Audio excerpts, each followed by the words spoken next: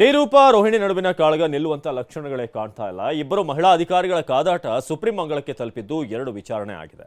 ಆದರೂ ಕೂಡ ಮುಸುಕಿನ ಗುದ್ದಾಟಕ್ಕೆ ಮಾತ್ರ ಬ್ರೇಕ್ ಬಿದ್ದಿಲ್ಲ. ಈ ಹೃದಯದ ಅಗ್ನಿ ಪರ್ವತದಲ್ಲಿ ದ್ವೇಷ ಕುದಿಯುತ್ತಿದೆ, ಸೇಡಿಗೆ ಸೇಡು ಎನ್ನುತ್ತಿದೆ. ಗತಕಾಲವೇ ನನ್ನ ನೋವಿನ ಕಥೆಗೆ ಸಾಕ್ಷಿ ನುಡಿಯುತ್ತಿದೆ. ಐಪಿಎಸ್ ಅಧಿಕಾರಿ ಡಿ-ರೂಪಾ ಹಾಗೂ ಐಎಎಸ್ ಅಧಿಕಾರಿ ರೋಹಿಣಿ ಸಿಂಧೂರಿ ನಡುವಿನ ಗುದ್ದಾಟ ದೊಡ್ಡ ಚರ್ಚೆಗೆ ಗ್ರಾಸವಾಗಿತ್ತು.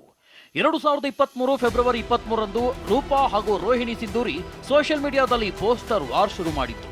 ರೂಪಾ ಹಾಕಿದ ಪೋಸ್ಟರ್ಗಳಿಗೆ ರೊಚ್ಚಿಗೆದ್ದಿದ್ದ ರೋಹಿಣಿ ಸಿಂಧೂರಿ ಡಿ-ರೂಪಾ ವಿರುದ್ಧ ಕ್ರಿಮಿನಲ್ ಮಾನನಷ್ಟ ಮೊಕದ್ದಮೆ ಹೂಡಿದ್ರು. ಇದನ್ನ ಪ್ರಶ್ನಿಸಿ ಡಿ-ರೂಪಾ ಸುಪ್ರೀಂ ಕೋರ್ಟ್ ಅಂಗಳ ತಲುಪಿದ್ರು. ಆಗ ವಿಚಾರಣೆ ಕೈಗೆತ್ತಿಕೊಂಡಿದ್ದ ಸುಪ್ರೀಂ ಕೋರ್ಟ್, ನೀವಿಬ್ರು ರಾಜಿ ಮಾಡ್ಕೊಳ್ಳಿ, ನಿಮಗೆ 1 ದಿನ ಟೈಮ್ ಕೊಡ್ತೇವೆ ಅಂತ ಹೇಳಿ.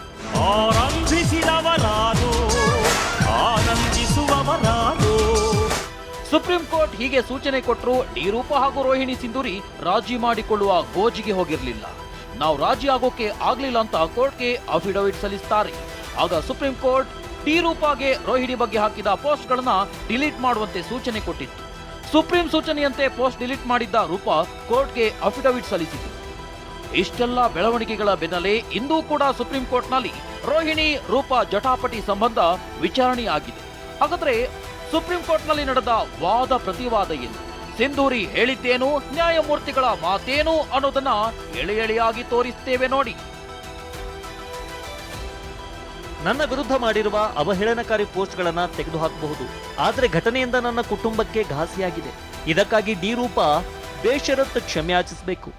ರೋಹಿಣಿ ಸಿಂಧೂರಿ ಕೂಡ ಅವಹೇಳನಕಾರಿಯಾಗಿ ಮಾತನಾಡಿದ್ದಾರೆ. ಬುದ್ಧಿ ಭ್ರಮಣೆಯಾಗಿದೆ ಎಂದು ಮಾಧ್ಯಮಗಳಲ್ಲಿ ಹೇಳಿಕೆ ಕೊಟ್ಟಿದ್ದಾರೆ. ಹೌದು, ಬುದ್ಧಿ ಭ್ರಮಣೆಯಾಗಿದೆ. ಈ ರೀತಿ ಪೋಸ್ಟ್ ಮಾಡ್ತಾರೆ ಎಂದು ಹೇಳಿದ್ದೆ, ಅವರಿಗೆ ಬುದ್ಧಿ ಭ್ರಮಣೆ ಆಗಿದೆ ಎಂದು ಹೇಳಿಲ್ಲ. ನೀವು ಒಂದು ನಿರ್ಧಾರಕ್ಕೆ ಬರಬೇಕು. 1 ತಿಂಗಳ ಸಮಯ ನೀಡಲಾಗುವುದು. ಸೋಷಿಯಲ್ ಮೀಡಿಯಾದಿಂದ ಎಲ್ಲ ಪೋಸ್ಟ್ ಡಿಲೀಟ್ ಮಾಡಬೇಕು. ನಿಮಗೆ ಒಳ್ಳೆಯ ಭವಿಷ್ಯವಿದೆ, ಹೀಗಾಗಿ ಪ್ರಕರಣ ಇತ್ಯರ್ಥಕ್ಕೆ ಯೋಚಿಸಿದ್ದೇವೆ. ಆದರೆ ಭಾವನೆಗಳು ಅಧಿಕವಾಗಿದ್ದರೆ ನಾವು ಒತ್ತಾಯಿಸಲು ಸಾಧ್ಯವಿಲ್ಲ. ಉಜ್ವಲ ಭವಿಷ್ಯ ಇರಬಹುದು, ಆದರೆ ಜನ ಬೇರೆ ರೀತಿ ನೋಡ್ತಿದ್ದಾರೆ. ನಮಗೆ ಉಜ್ವಲ ಭವಿಷ್ಯವಿರಬಹುದು, ಈ ರೀತಿ ಮಾನಹಾನಿ ಮಾಡಿದ್ರೆ ಸಾರ್ವಜನಿಕ ಜೀವನದಲ್ಲಿ ನಾವು ಕೆಲಸ ಮಾಡೋದು ಹೇಗೆ? ನಮ್ಮನ್ನ ಜನರು ಬೇರೆ ರೀತಿಯಲ್ಲೇ ನೋಡ್ತಾರೆ. ಈ ಹಂತದಲ್ಲಿ ಮೌನವಾಗಿರಲು ಸಾಧ್ಯವಿಲ್ಲ.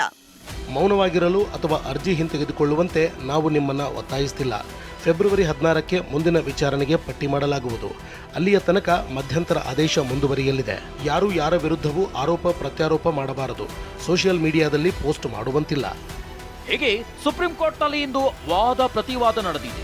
ಫೆಬ್ರವರಿ 16ಕ್ಕೆ ವಿಚಾರಣೆ ಮುಂದೂಡಿಕೆಯಾಗಿದ್ದು, ಅಷ್ಟರಲ್ಲಿ ರೂಪಾ ರೋಹಿಣಿ ಸಿಂಧೂರಿ ಮನಸ್ಸು ಬದಲಿಸಿಕೊಂಡು ಜಟಾಪಟಿಗೆ ಫುಲ್ ಸ್ಟಾಪ್ ಇಡ್ತಾರ ಅನ್ನೋದನ್ನ ಕಾದು ನೋಡಬೇಕಿದೆ.